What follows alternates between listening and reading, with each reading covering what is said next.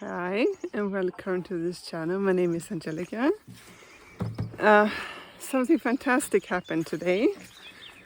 I have solved half of the issue of the water in with a very simple solution, without a pump. And not me, but Eric came by and helped me. So, the pond is over there. And he said, don't you have a long tube and we can just we just fill up the tube and fill up this pond with water because it was almost empty and there is a frog living in there.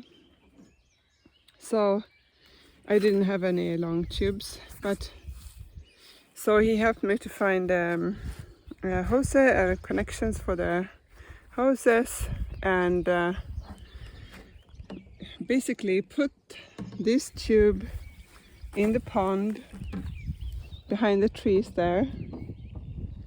Dipped it into the water. No, first filled up the tube like it was going in here, and then filled up 2.5 of these buckets in the tube over at the pond, and then quickly put it down in the water. And then we had a constant flow of water. So I've been filling up this one for 5 hours, and then I think this is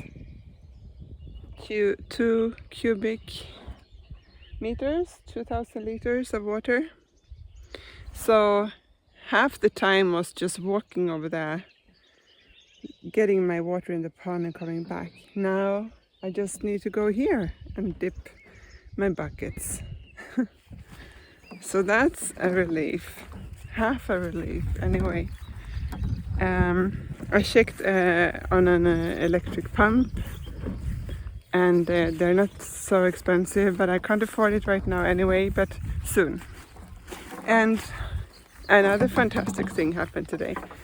I went to my mom's place, and she is moving to an apartment from living 16 years in a house with a big garden, and they had all these equipment that they are getting rid of that I now can use, and a grass mower, so I can cut the grass finally.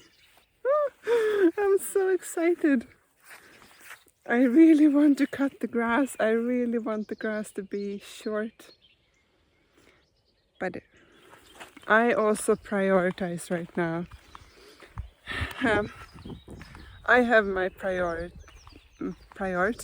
and I know why I have them. And it's not to be organized right now. Not first. My first priority is to water and seed, and water and seed, seed, water, water, seed, seed, seed, make everything grow. Because once things are in the ground, they will just grow by themselves. And then I can get everything organized afterwards. But there's a deadline for this as well. It has to be organized before the harvest is when I start to harvest, because when the harvest starts in about 3 weeks, I must have a table, I must know where my bags are, I must know the orders, blah blah blah. So I guess I have 3 weeks to get everything organized. Until then, I have to be patient with myself, and I hope people around me can be patient with me as well. If people would come here now, they would just like, oh my god, what's happening here?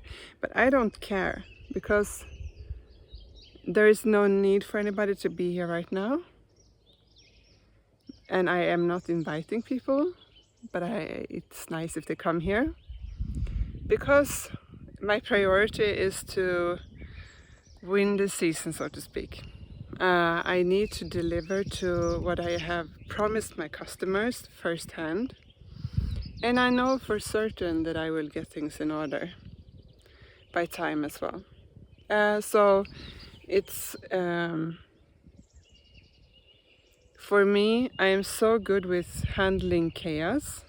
I work just as well when things are not organized. I feel more content. I like very much more when it's organized. but I have no problem to just shut that off and just super easily focus on exactly what needs to be done at this moment. And no one else is here, and no one else needs to understand what's happening right now. And that's kind of nice. But this would not work if I was working with other people. Because I think very few people could handle this kind of chaos that I have around me right now. That's one of my strengths, actually, to work in chaos. And one of my weaknesses is to organize things. No, it's not. No, it's not actually. I'm pretty good at it. I just don't do it. I just don't prioritize it. I was talking, and a third fantastic thing happened today. I found a new administrator, someone who will help me with the finance, economy, what do you call it, bookkeeping, taxes, everything. And I just told her my story, like my struggles the last years, my financial problems. I just out on the table. This is my situation. Do you want me or not anyway? and she was like, yeah, I like your idea. I like what you're doing. I'd like to buy your vegetables. And the company that I work for, they thought like, do you really want to help her? And she said, yeah, anyway. And then we started to share our life stories with each other, she and her coworker. We talked about our kids and our exes, and we sat there for 2 hours and just chit chat. And it's just the way I want it, like to meet people who don't only have money as first interest, but can see something more and give people a chance and have love in their hearts and are generous and have faith, I like to be surrounded with people who have faith in me and patience, who have some understanding of life, like what life can bring. I think a lot of people have a lot of stuff. When you get older and older, a lot of stuff happens. And especially if you're a pioneer like me, a visionary, and do a lot of things, and you kind of, what do you say? You're kind of a warrior in a way, that you fight for what you absolutely believe is right, and you don't give a damn about what society thinks is the right, because you know in your heart this is the right thing, this is what I fight for. And that comes often with struggle and fight along the way. But I'm still feeling very, very confident that at some point it will be the way I want it. It will be organized. I will have fruit trees. I will have berries. I will know where everything is. I will have had things in the same place in 5 years. I know I'm going there. But right now, and exactly in this moment, I just have to seed and water, seed and water, seed and water. And then it comes, slowly it comes. It's like if you, let's say you have some people are hoarders, They have a lot of stuff. They collect things and they can't throw anything. And you can't, if somebody would help them or they would start to throw their stuff, it wouldn't happen in one day. It would take some time to get rid of all the stuff. And it's the same if you have a lot of luggage or things that has happened in your life. It takes some time to just solve everything that has happened. And you just have to take piece by piece and just focus on that piece that has to be done exactly right now in this moment. And then just shut your eyes for everything else. You know, like these horses that they put on the street with like lots of people, even though they get stressed about it. They put something here so that they can't see it, so that they just see what's in front of them. That's sort of what I have to do. But I feel so happy about just walking here. Look at these pretty onions. I watered them and I gave them some chicken manure right now. And I believe actually, because we have a lot of, not ferns, what that name? The green fluffy mat that lives in the spruce forest in the bottom. When the pH is low, I'm not sure about the pH here, but I feel like I want to add some calcium, you know? Now I add a little bit of just chicken manure, and I watered 10 buckets. I will water here. We haven't had rain for 4 or 5 weeks. I think there might be some rain in a few days, maybe, they say. So if I weed, I want to weed maybe tomorrow. We'll see. A lot of these weeds are getting big, but once the rain comes, they will explode. Just like the onions will explode and the kale will explode. Everything will grow really fast once we have the first natural rain. So you better weed before. You want me to show you the tools? I'm so excited. Now I have everything I need to get this place in order. That is the grass, the bushes around the edges. And it's all electric with battery, the ones that I already have for my screwdriver. And I mean, here in the grass we have nettles just next to the car. It would be so nice when I don't have that anymore. Yeah, whoa, so the brand is this Ryobi. It's like a lot. It's a chainsaw. Cool, huh? Now I can cut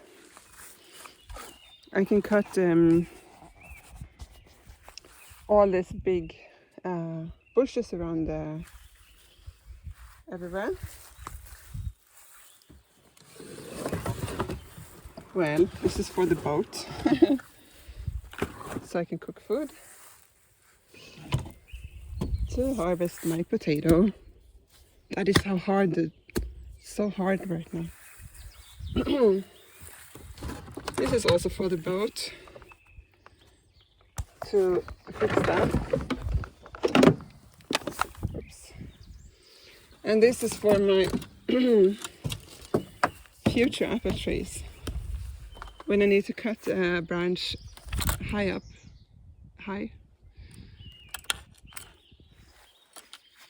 Can't believe what kind of tools there are. And there's the lawn mower that I'm so happy about. And then, oh yeah, all the electrical cables. So now I can probably connect myself to electricity from the house over there. And then I can plug in the refrigerators over there so that I can put salad and microgreens and everything in the fridge. And yeah, this is to spread manure or something. Buckets.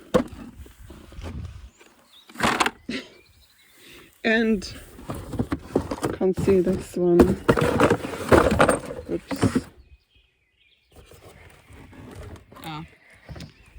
What do you call it? When you trim small branches and grass along edges, and something to hang on top, and it's with battery.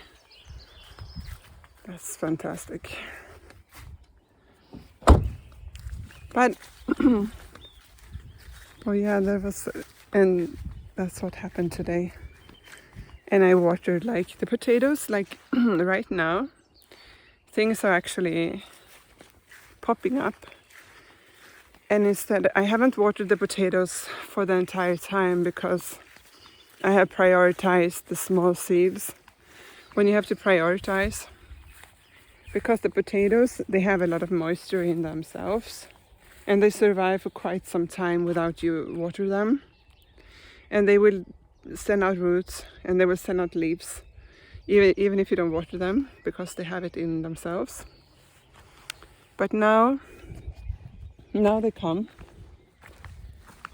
So now they come here, and that means you have to water them. And I actually watered, I have 13 lines of potatoes, but I decided to just water one with 10 buckets. So instead of making a little thing on top of all of them, it's better to just drench one to really kickstart them, and then I'll do the next one and the next one, because they will not pop up at the same time anyway. This one also needs water right now, so I'll do this one tomorrow. Yeah, and then I'll wait. Like when you start to water something and they didn't have water for a long time, like for the onions, I haven't watered them for quite some time. So my soil is still sandy, so it's quite nice. The worst would be if you have clay soil that cracks and creates like a really, really hard surface. What happens if you water, the water would just run off. You would have to have like a mist of water for days before the surface crack like half a centimeter of like cement before that opens up and let the water through. But if you have sand, it goes quicker. But anyway, it still runs off, especially on the edges of the bed. It's a little bit, maybe you don't really need beds when you have sandy soil. It's maybe mainly for structure. Okay, you create a little bit deeper fluffy soil for roots to go through, like you can have bigger carrots and everything. But what happens is when you water here, usually on the edges, it just runs off. It's really hard to get the water as far out as the plants need. Like you would want the water to come here, but when you water here, it runs off. And especially like I really tried, but still, we don't have to go far before it's sandy and dry again. I watered 10 buckets here right now, but the thing is that I'm also preparing them for the rain that will come. So if I'm kind of waking them up a little bit now, when the rain comes, they can fully receive the rain that comes. If they don't have any water and then there comes rain, it will be for nothing, because maybe the whole rain will just disappear in the pots. So you kind of need to wake up. It's a little bit like, when you had I'm always getting connections to people and humans. I'm sorry here. Like, for example, if you haven't had contact, closeness for some time with somebody, and then somebody just come and just